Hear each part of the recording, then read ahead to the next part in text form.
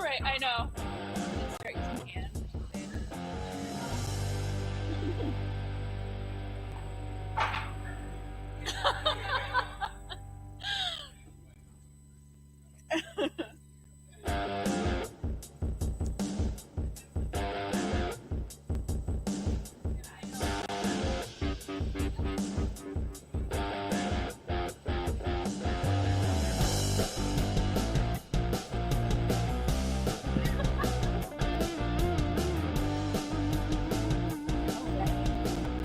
Yeah.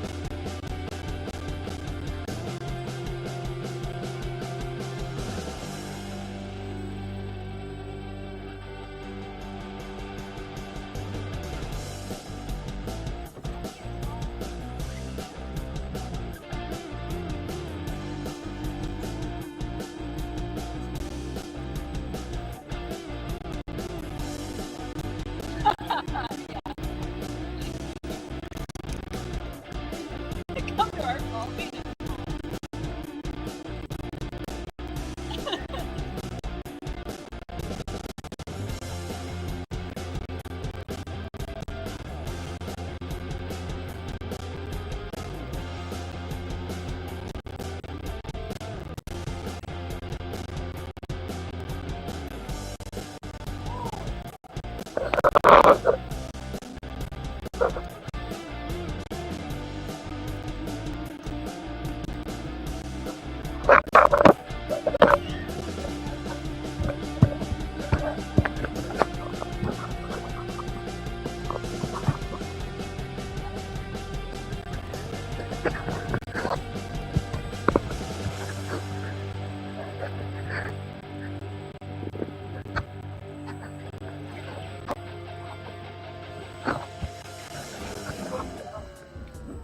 Southwest Mexico.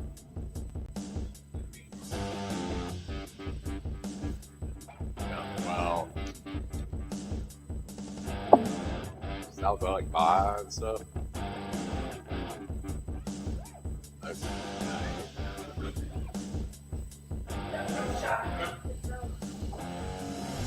Oh, can you hear me on this? Can you hear me on this? Yeah. Yes. Okay.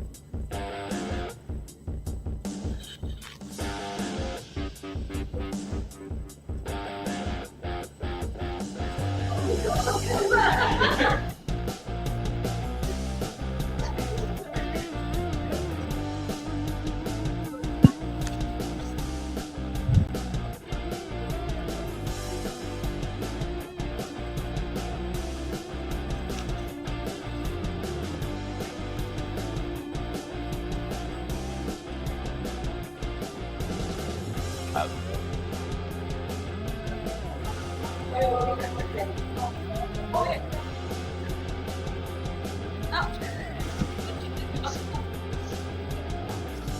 It's cool.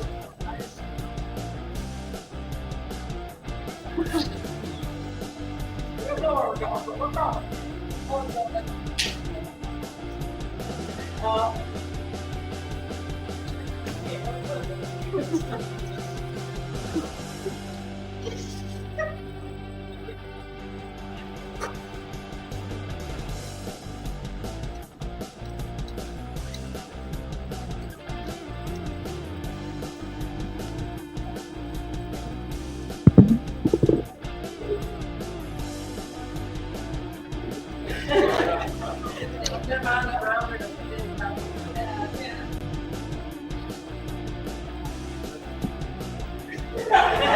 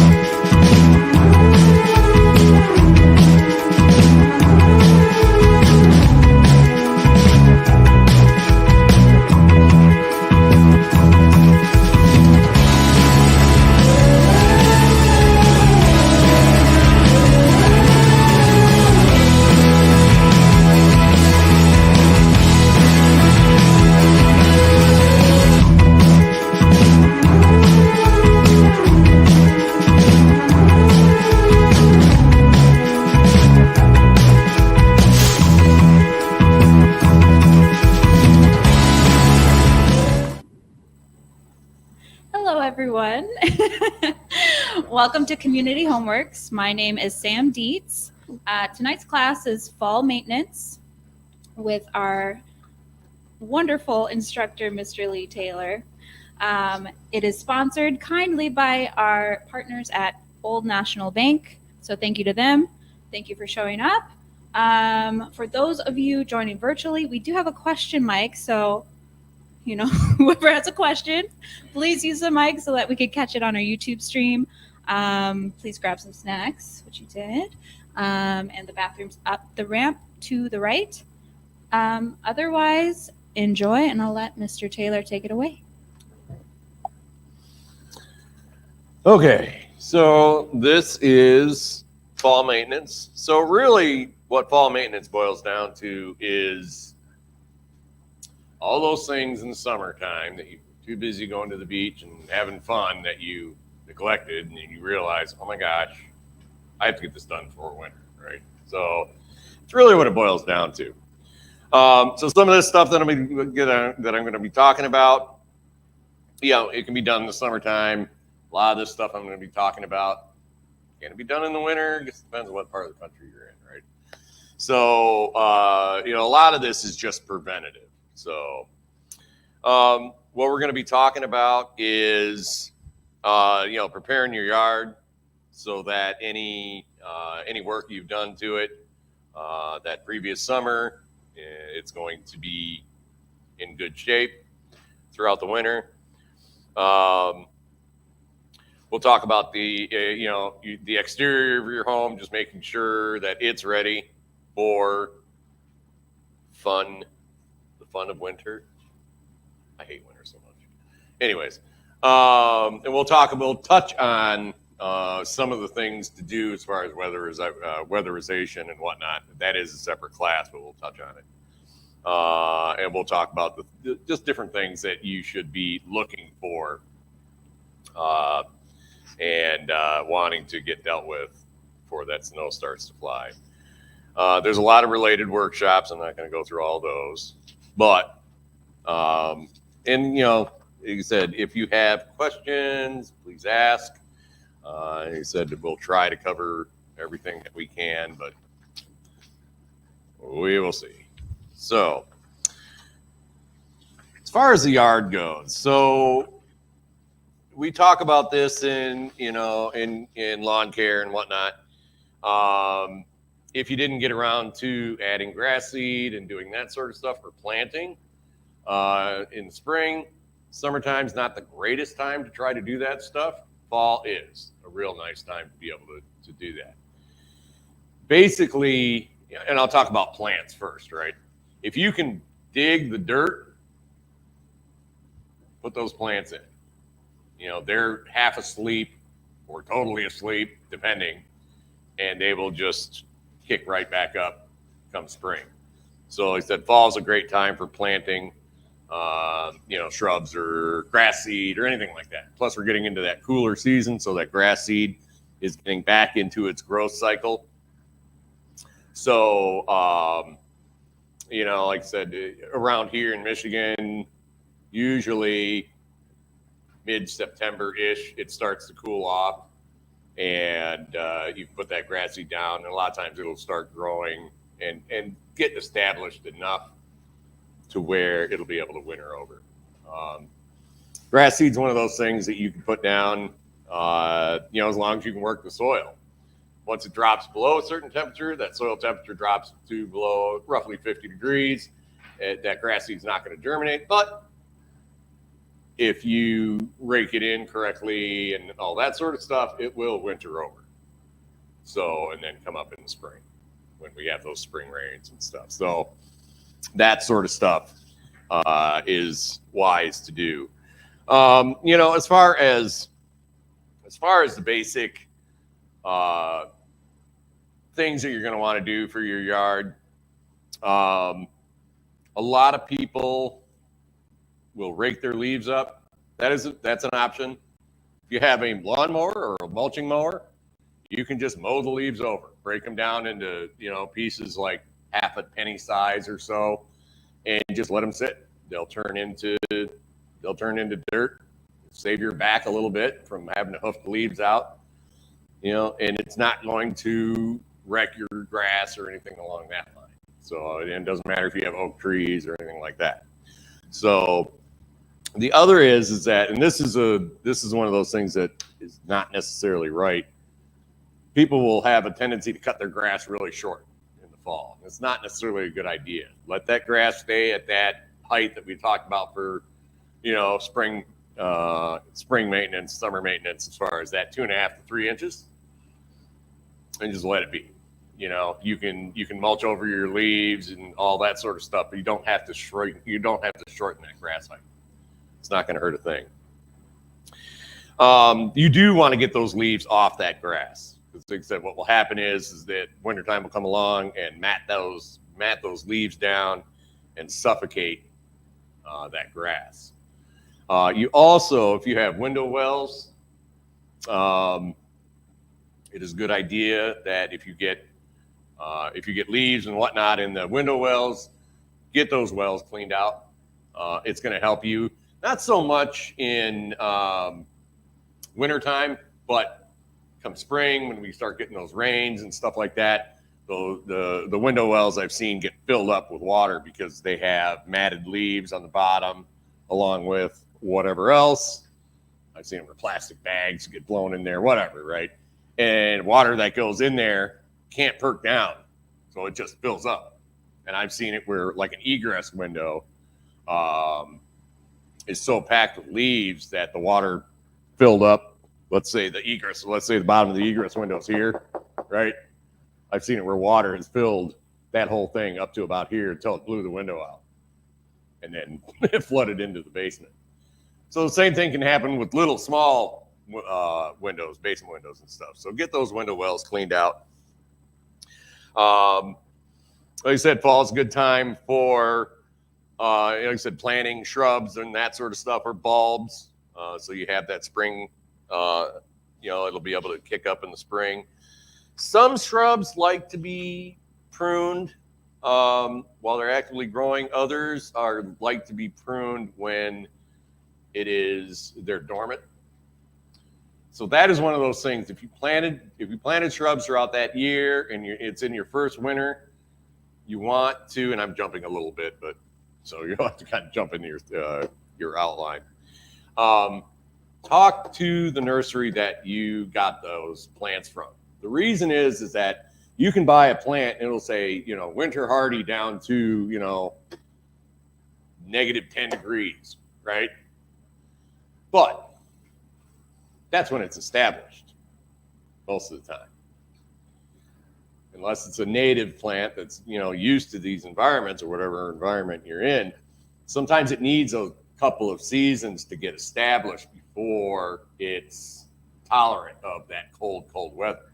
So sometimes you have to wrap those plants a little bit, put a little burlap around them or mound leaves over them or something like that until they've gone through a couple seasons and get acclimated. So, like I said, talk to your garden center about that, because it really sucks when spring comes along and all those expensive plants are nothing more than sticks. So find that out, get that done to be able to protect what you put in the ground. Some things, like you said, some things like to be pruned when they're absolutely dormant. Quick example of that is, if you have an oak tree and you want to do pruning on that, you don't want to do it in the summer. You don't really want to do it in the fall either. You want to wait until that sap has stopped running. So this could be a late fall or early winter, however you want to look at it, sort of thing. So, just have that understanding of what kind of plants are in your yard, what you want to do. You just don't want to do more damage than good. So doing that and preparing those plants and whatnot, and doing the pruning that is needed at that time for that specific types of plants or shrubs that you have. As far as your mowers go, we talk about this in lawnmower maintenance. Fall is a great time to, like I said, if you're using your lawnmower to mulch up those leaves and stuff, what I'll do is as time goes on, or I'm watching the leaves and whatnot, I'm going to back off on how much gas I'm putting in the thing. The reason is that end of the season, I'm not mowing the grass anymore. Grass isn't growing. I don't have any more leaves to mulch up. I don't want a whole bunch of gas in my tank to deal with, right? It's best to store your mower with no gas in it. Or at least if you have gas in it, put gas stabilizer in. So that's you have to shift into that mode of, I'm going to be either storing this thing throughout the winter and not using it, and I don't want that gas to go bad, or I'm going to run my lawnmower dry and let it sit that way throughout the winter. The other part of that is some people like to do that lawnmower maintenance that we talk about at that time. So come spring, it's all done. Not saying you couldn't do that in the winter either if you have a warm place to do it in your garage or whatever. But fall is a great time to be able to do that. Also, before that snow starts flying, if you have things like snow blowers and stuff like that, get those things out. Start them up. Is there any TLC that they need? Some of the stuff that you do for a gas-powered mower is pretty much the same for a gas-powered snowblower. So you can transfer those skills that on your mower to your snowblower, and if you need to get it repaired, you'll be able to get it repaired.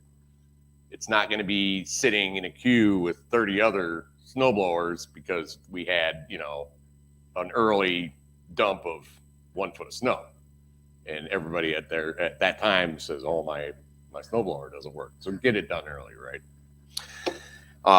Usually when I put the mower to bed, I pull the other one out and kind of do that for both of them just to check. And it's early enough to where I can get that dealt with if I need to, and I have time to be able to have that done. As far as yard stuff goes, what you want to do when I say killing frost, you get a heavy frost or frost freeze, nothing's growing anymore, right? And it's time to put up the hoses and all that sort of stuff. I'm going to use our good old hose here. The number one way to destroy your pipes in your house is people will leave their hose connected and not turn the water off. And what will happen is that water's trapped in the hose and it will work its way up here and split this sucker. So disconnect your hoses. If before it starts getting cold. I mean, if you're at a point where you're not using that hose anymore, disconnect that hose, drain the water out, do a quick inspection on it. If there's any damage to it or whatever, you have a whole bunch of parts and pieces that you can do repairs on. You got male ends, female ends, couplers, all sorts of stuff. Because if your hose is in decent shape and it has a nick out of it, you can cut it and repair it or buy a new hose. Sometimes it's great to do that in the fall also. So in addition to disconnecting the hoses, once it gets cold, would you recommend turning off the outdoor? Yep, I'm working my way to that one right now. I do it. Okay. So I disconnect my hoses, drain the water out. I have a tendency to connect the ends up and just throw them underneath the deck or in the garage or in the shed or whatever. Any repairs that need to be done, get those done. You have lots of parts and pieces that you can do those with. If you're going to buy a hose, like I said, fall sometimes is a great time to be able to do that because they're trying to get rid of those. So, and you're usually available come spring. Everybody and their brother is buying them, and you left over with the leftovers. So, the other part to that is your hose bibs or your spigots, right? There are a couple of different styles out there. So you have what are called frost-free style, meaning that the action where it shuts that water off is far back into the house. So this is the part that sticks out. You got your wall sitting right here. And the frost-free styles, you may want to shift over one because I got that pole right there. The frost-free back in here in that warm area of the house, right? Versus right up in this area, okay? So sometimes what you're going to want to do is go down. Most people have basements. You're going to be tracing your water lines out and looking for those that head out to your spigots. And you might have a turn off like this where you're going to turn it and that will shut off the water to it. So it might be a ball valve similar to this. And remember, in line with the pipe means it's on. Parallel against like that means it's off. Real simple. It's part of the reason I love these. It might be something that you would see sort of like underneath your kitchen sink style, right? And then that could be a gate valve where you turn, shut it off, or a quarter turn valve. So understanding where those are to shut that water off to the outside, that's the ideal thing to do. But what I'll do then is that turnoff may be 5-10 feet away or so from the actual spigot. So what I'll do is I'll shut that water off and then I'll go outside and I'll turn this, open it all the way up. That'll get any water that's potentially trapped in there and let it drain out. At that point, you're good. If you don't have turnoffs, a lot of people don't. What you're going to want to do is find that thing that I thought we brought. Well, anyways, they have a cover that you can put over it. It's like a dome. Yeah, I thought you had it. It's like a foam thing that butts up into your siding. You kind of clip onto the spigot, and it just traps heat in there enough to make it so that it's not going to necessarily freeze. And like I said, fall's the time to do that, or late fall's the time to do that. You want to get that done before it starts really getting cold. So, and especially if you don't have a turnoff, or especially if you have the old style spigot where all that action is out here where that cold zone is, as far as that, where it actually turns off and stuff. So shutting down that water, capping it if you need to on the outside, that sort of stuff. All right. So page 4, we're getting into, it talks about protecting your plants and shrubs and all this sort of stuff. It also gets into the fall fertilizers, insecticides, that sort of stuff. As far as the fall fertilizers go, basically what those are is, it's not so much to get your grass green and whatnot in the fall. It is to winter over and give you a boost come spring, for the most part, right? Some people love doing that. Some people, like I said, will plant grass seed, but they may plant it late in the season, like past growing season. The soil's still workable, but it's not necessarily going to grow anymore because that temperature's dropped. And they'll put a fertilizer on there, a starter fertilizer. Trick with that is that if you're doing that, talk to your garden center and say, this stuff is going to, the grass seed is going to winter over. Because some of those starter fertilizers are more of a powder form. And once they get wet, they dissolve out pretty quick, right? And around here, snow, rain, that sort of stuff. And it washes, in a sense, it washes out. It doesn't necessarily stay intact over the winter. But there are ones that have a little more granular form that will winter over and still have that boost that they're going to need, the grass seed's going to need when it starts to grow. So it's one of those things that, talking to those garden centers will help with that. And they'll understand what you're talking about if you bring that up. So insecticides, again, when it starts to get cold, every bug on the planet wants to move in with you because it's warm inside, right? That is a personal preference. Kill them off, put a barrier up, whatever. Let them in, have a party with stink bugs. That's our issue. We've gotten to a point where we name stink bugs. There's Chuck, he's been there all winter long, he'll go away. So however you want to do it, if you don't want those, start getting those things or making it so they can't necessarily get into the house.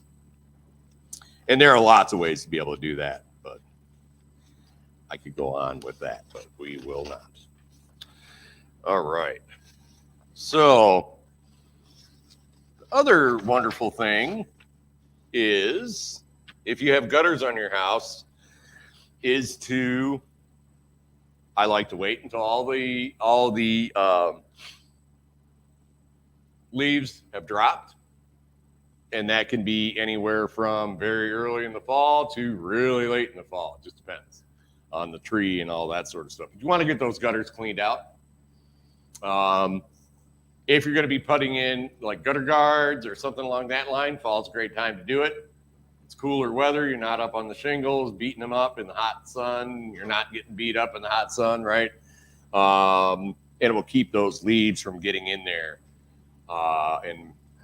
Thank you. It'll keep those leaves from getting in there and stuff. So this is one of those things, it hooks on around and you just tighten it up. It just sits up against, the house like that. And it makes it so that it is less likely to freeze. Guaranteed? No, but it's one of those things that'll make it less likely, right? So you want to get those gutters cleaned out. Do any repairs that need to be done. A lot of times those gutters are nailed on. They have big long nails and they're nailed on. Sometimes those nails work their way out. So sometimes you're going around when you're cleaning them out. If you notice one of those nails pulling out, get a hammer, pound it back in. You want to make sure that your downspouts and all that are cleaned also, because what will happen is that gutter is going to fill up with ice. It is going to freeze. And if these downspouts are clogged, if there's a bend or whatever, and there's a big wad of leaves and junk in there, what's going to happen is it's going to freeze, and this is nothing more than aluminum that's bent over, and there's a seam here, and it's going to blow apart because that ice just expands out, and it'll just wreck your gutters and your downspouts and stuff. So when you clean your gutters, don't neglect your downspouts. Get those things cleaned out also. Kind of on that note, is if you have ice damming, and we'll talk about ice damming more in weatherization and also winter maintenance, but fall is really the time, summer and fall is really the time to deal with it. Some people will put what looks like, you've probably seen them, I'm not going to say I'm an artist today, right? Here's your roof, right? And you've seen them where you have your gutter, running along like here, and you may have this strip that goes It just looks like a wire, right? And it runs up and down, up however high your overhang is. Because what happens is if you can see this or not, let's say that's your overhang, right? And this distance here is, a foot and a half out. That heat tape, in a sense, you wants to run up to where that wall is. Because what happens is in ice damming is, I'm not drawing it right. We'll do this. Here's your overhang, here's your house, right? So your heat tape runs up to about that point. And what it does is it makes it so that any snow that's melted by the roof, the heat loss from your roof. But what happens when it gets right out to this point in this overhang area, it freezes. And it builds up, and it builds up. And that ice builds up. And water eventually will work its way back underneath the shingles and drip into your house. So that tape, all that heat trace is doing is keeping it warm enough to where it is not going to form ice. Or if it does, it's giving it an area to be able to escape, that water to escape. If you have gutters, a lot of times people will lay that heat tape in to wherever the downspout is, and they'll let it run down the downspout so that that water that goes into that gutter is going to be able to get out. That's if you have ice damming. So, but, a lot of times people don't deal with it until they have issues. And the problem is that stuff is not meant to melt ice. It is meant to prevent ice. And the last thing you want to be doing is getting up there in the middle of the winter to try to do whatever you need to do to get rid of that ice damage. So this is a preventative thing that is good to do. Summertime, it's rough because it's so freaking hot. Fall's great. Nice time to be able to do it. So if you're doing something like that, make sure you read those instructions, because there are issues where, if you cross your wires, that sort of stuff, it can create a hot spot and melt, cause issues. You're not supposed to run them off extension cords, blah, blah, blah. There's a lot of things, right?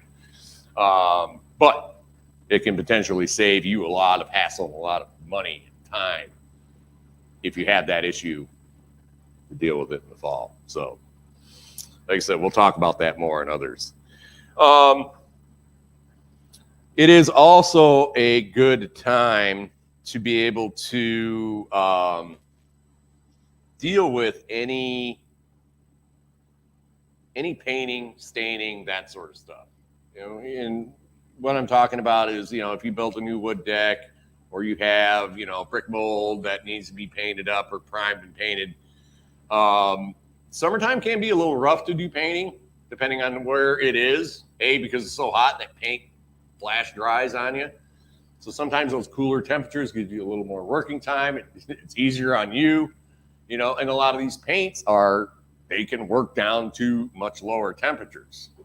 So you have to, if you say, oh, I got a door that has some brick mold, or I have, painting I need to do on my house, that sort of thing. Fall is a lot of times a great time to be able to do that. And it's just it's part of maintenance, right? If you have, let's say you put a new deck on, or a new set of stairs or something along that line, and you haven't stained it yet.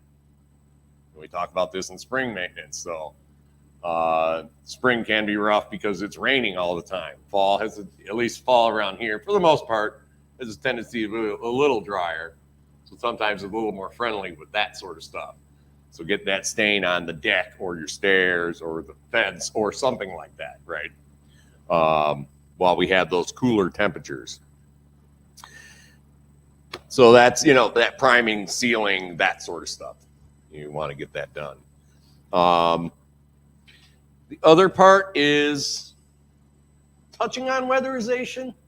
So what I mean by that is, if you have gaps, cracks, stuff like that, penetrations into your living space, easiest way to put it, where air is moving in. Fall is the time to do that, because, again, it's going to be cold soon, right? And the thing to think about weatherization is that anything you do as far as stopping that air from moving freely into your home or out of your home, not only works for heating season, but also works for cooling season. So it's a nice double-edged sword in a sense. You do want to keep in mind, a lot of times people use, great stuff or something along that line, some kind of an expanding foam. Yep, they're fine. People will go through, and like I said, we'll get into this much more when we get into the actual weatherization. But people will go and get, caulk and stuff like that. That's fine too. I will say this: be careful of what kind of caulk you get. You want it to. It depends on what you're putting it on. So if you have something that's going to be painted, yeah, it has to be a paintable caulk, right? If it's something that is not going to be painted, it could be more of a doesn't, that can't necessarily have a paint applied to it. I've seen it where people get something, like say, like this one is a paintable silicone based, right? Which is nice, meaning that it's going to stay flexible. It's not going to get all hard and crusty. Costs a little more because it's paintable and stuff, but it's going to be one of those things where you do it, you've done it right. You don't have to pull that caulk out later because it's dried up on you, right? So versus something like a painter's caulk or something like that. A lot of versions of this. This one's a 25-year. They say it's flexible for 25 years. I've yet to find that truth. But, don't go with your cheapest caulk, I guess is the easiest way to go. Don't go with the most expensive either. And this is we're talking with if you have like a painting center or something along that line here, we have a couple in town that are really great. And they can help you with that sort of stuff. Or if you have a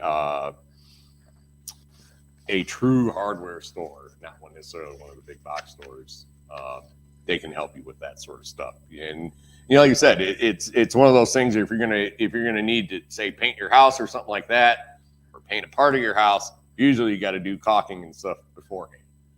And depending on what it is, that could be part of weatherization also. So thinking about that, also weather stripping is a big one. For your exterior doors, windows, that sort of stuff, look at that weather stripping. And usually the easiest way I found to find if your weather stripping is good is shut your door how you normally would have it shut and turn on a light on the inside. Do this at night. And then stand outside and look. Do I see day or do I see light coming around the bottom of the door, on the sides, anything like that? And if you see light, generally, it will be air can move through that. It's a nice, easy way to be able to do that. Thank you. So is weather stripping that is it often rubber underneath and then the foam on the outside of the doors and windows, or is it just Talk about doors here. Oh, there we go. So weather stripping, this is the typical exterior door. Sorry, I know. So this is the weather stripping right here. Okay. And there's weather stripping on the top, and weather stripping on the strike side tops, hinge side, also on the bottom. And it depends on the door. We still have door repair, right? Yes. Yeah. So, and that's where these classes overlap so much, So, your exterior doors, yeah. You wanna make sure that the weather stripping that they have, whatever the weather stripping is intact and in good shape. And like I said, that little trick of seeing if daylight or a bright light. Sometimes I've had do it where somebody will be on the other side and have a flashlight and just go around the edge. If you see that light coming through, yeah. Is that also what's under garage doors? Yeah, it's a type of weather stripping. It's usually like a half round rubber piece that mushes down, and most often it gets ripped or torn or chipmunks chew it up or whatever. Right. So it's details like that. If you have storm windows, which we don't have storm windows here necessarily, but if you have storm windows, Dropping that storm window. You have an upper storm window, you have a lower screen, and then you usually have an inner storm window that slips over that screen. Just dropping those and making it so, a lot of these older houses may only have single pane windows. You may live in a historic district where you can't put in, double pane or something like that, so you're stuck with the old windows. That's why those storm windows are there. Just dropping those things makes it so that it's going to help, So a lot of little things like that will make life a lot easier on you.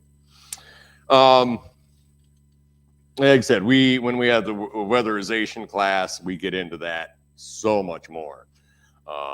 But there are a lot of really simple things that you can do that will make it so that your house is more comfortable and you're not paying as much in heating bills. So I had something in my head and it went away. Oh, no, it didn't. Yeah, I talked to myself.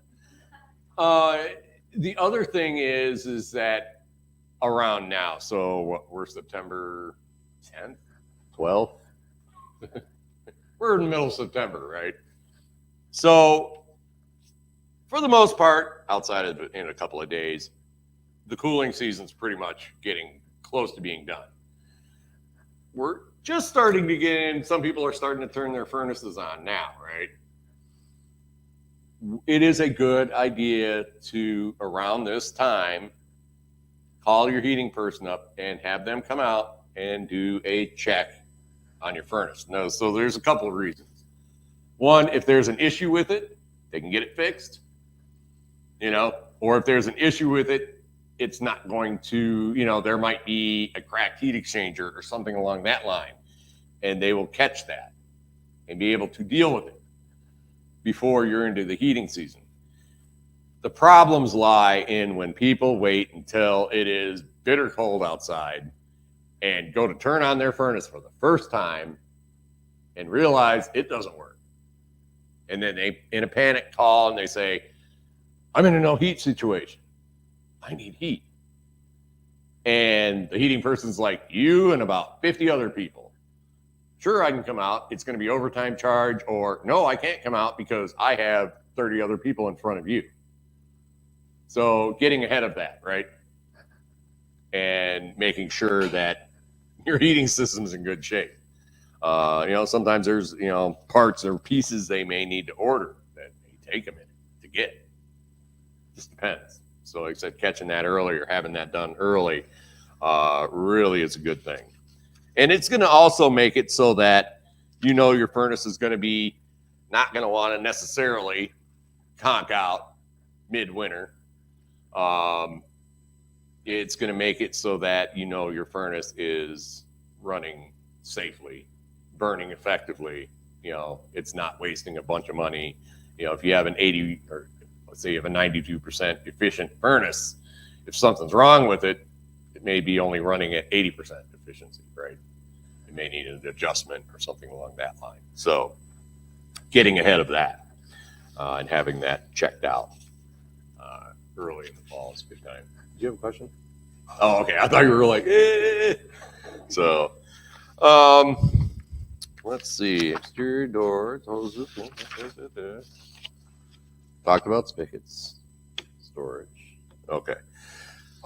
As far as inspecting your home, for damages and stuff like that, it's going to be a shorter class.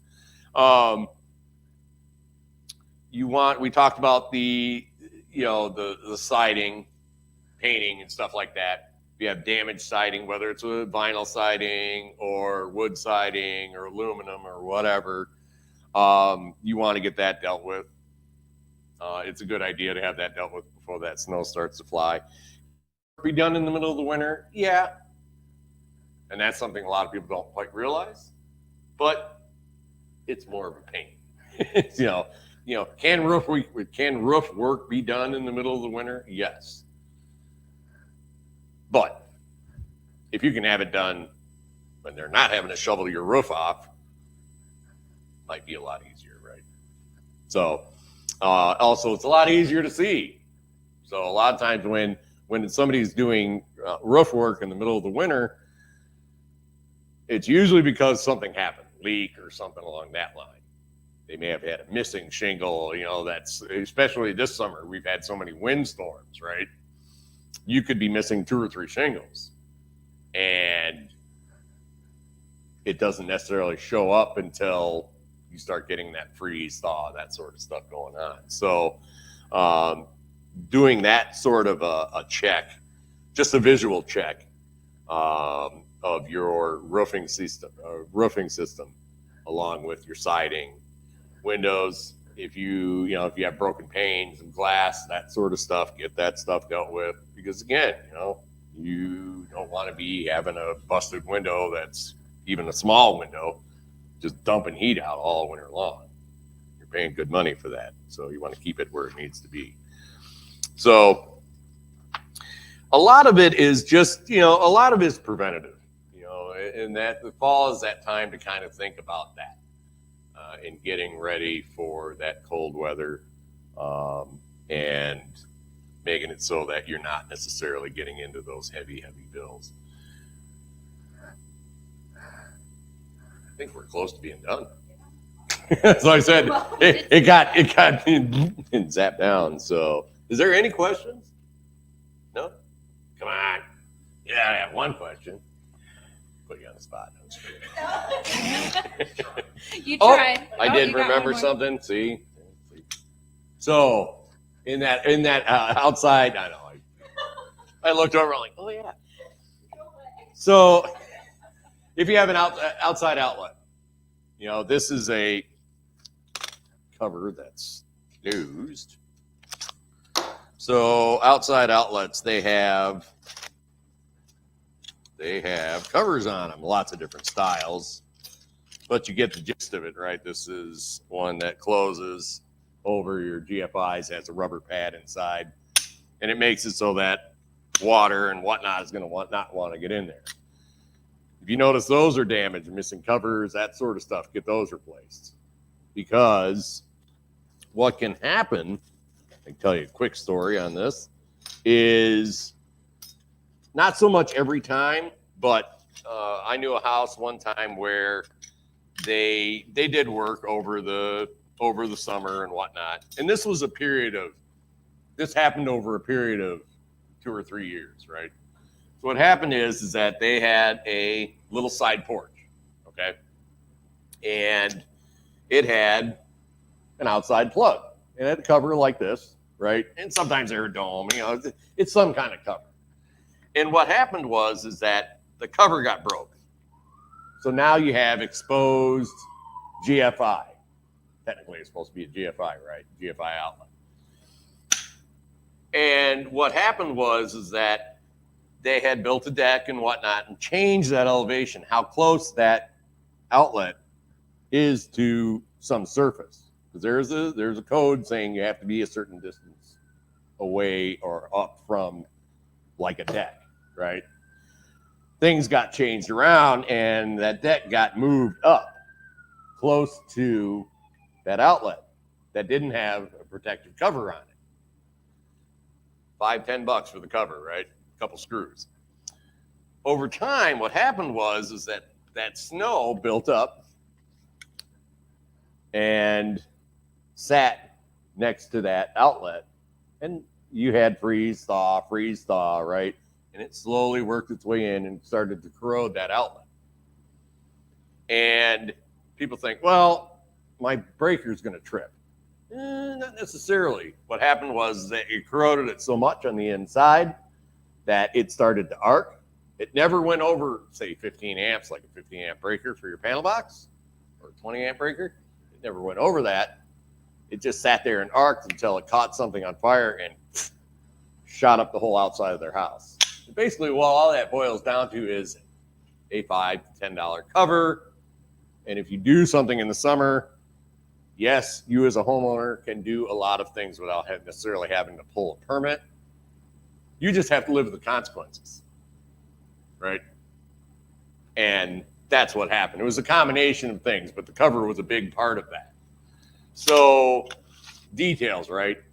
I think it was $80,000 worth of damage because of basically a $10 cover and details that weren't necessarily followed throughout the summer season when they were doing things like building decks and whatnot. So, anyways, now I'm done.